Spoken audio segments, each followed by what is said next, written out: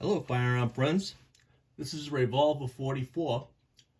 I'd like to bring you today a video of my classic Model 19-3. It's a snub nose revolver. It's a 6-shot. It's chambered in 38 and 357 Magnum. This was known as the Combat Magnum.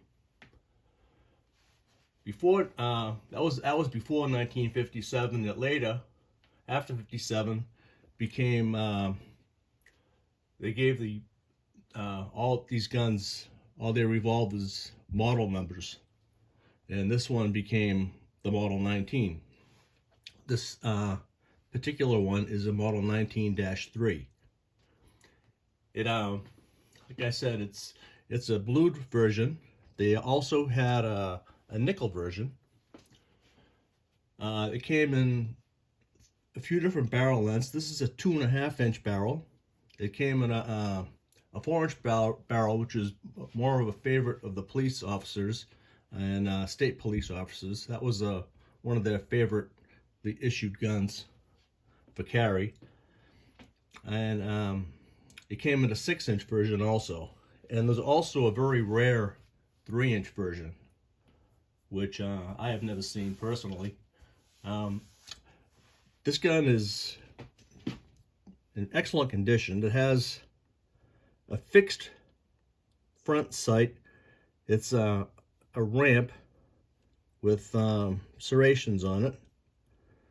The rear sight is a micrometer click sight, which is adjustable here for the windage and here for elevation.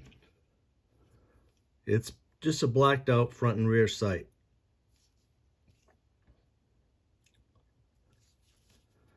The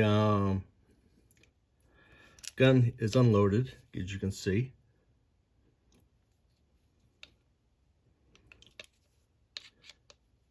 This particular gun, being a -3, has a pinned barrel, and it also has counterbore cylinders. If you haven't seen that before, they called it a pinned and recessed gun. That meaning is that when you put a round into the cylinder, it sits flush against the cylinder. There's no, it's not sticking up at all. It's just flush.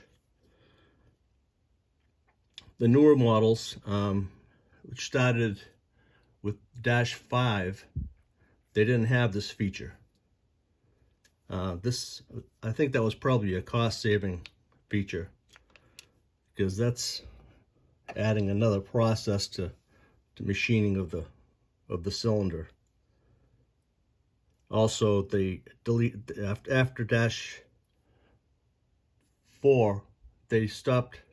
Yeah, after -4, they stopped recessing, and they stopped pinning the barrels. This has a pretty short ejection rod. That's one thing you have to be careful of. Sometimes when you go to eject the blank casings, they don't come out quite all the way because of the short ejection rod. So you kind of have to pull them out. But this is the Model 19-3. We can see it there in the yoke. This gun also has the firing pin mounted on the hammer, which is common with all the older Smith & Wesson revolvers. Also, it has the hammer and the trigger are case hardened, color case hardened. This is a semi-target hammer. It's not quite as thin as the normal hammer, and this is a regular trigger, but it has serrations in it. It has the Smith & Wesson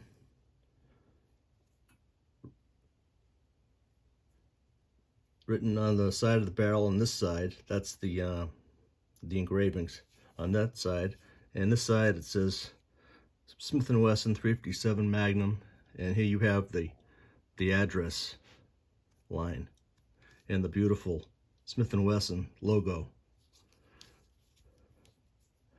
The grips, these are Magna style grips. They're hardwood with the Smith & Wesson medallions. The back strap is grooved, as is the front strap. Serial number is on the bottom of the grip. It's got a very smooth action and double action. The single action, it's typical Smith & Wesson, very light. Very light.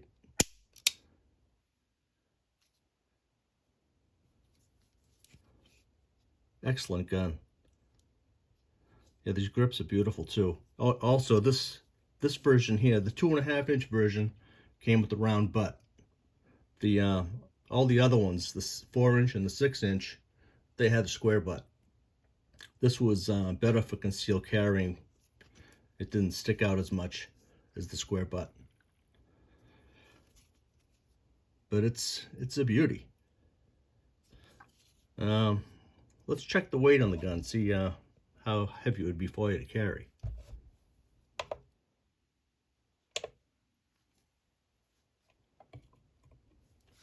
Unloaded, it's 31.29 ounces. That's pretty hefty still. This is a K-frame, not the largest frame either. We could also check the trigger pull.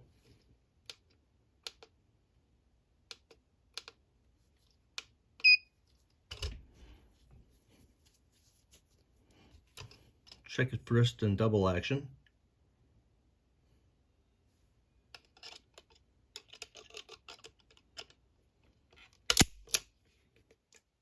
£6, 11.7 ounces. That's really nice. Let's try it in single action now. I'm sure it's going to be really light.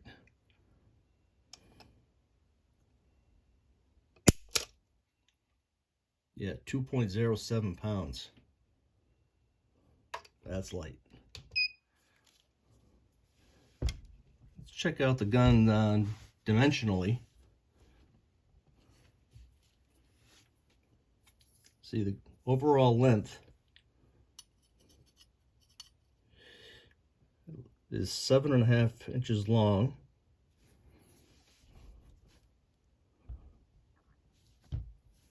And the height is about 5 inches to the top of the rear sight. And the width is 1 3/8. That gives you an idea how it would be to carry it. Of course, the hardest part to conceal is right here, where the cylinder is. That's what sticks out the most on your waistband. This here is pretty easy to conceal, and this here doesn't really make that much of a difference, the length of the barrel, because that goes inside your pants anyway. But overall, especially for its time, it was a great gun to conceal, considering the other options that were out there when this was made. This gun was actually made in 1970, after looking up the serial number. So that's about all the information I have on this one. Actually, another thing too, this gun, they made it from up until 1999, I believe, right around that time, and they stopped making it. But it was reintroduced in 2018 with a 4.5-inch sleeved barrel. It had a barrel sleeve. The barrel was actually made out of stainless on the new ones, and there was a sleeve going over it made out of carbon steel. They had to do that so the bluing would match from the regular frame of the gun to the barrel. Because if you blue a stainless piece, it's not going to come out the same color as a carbon steel piece of material. So that's how they're doing it now. And all the new ones also have a round butt. But that's about all I have for this gun. It's really a nice piece. And if you can get one of these, I highly recommend it. They're pretty expensive in the used market, but you can find them. And I think you'd like it quite a bit. So thank you for watching my video. Once again, this is Revolver 44, and I'll hope to get more content out to you soon. And until then, be safe and have a good day. Thank you.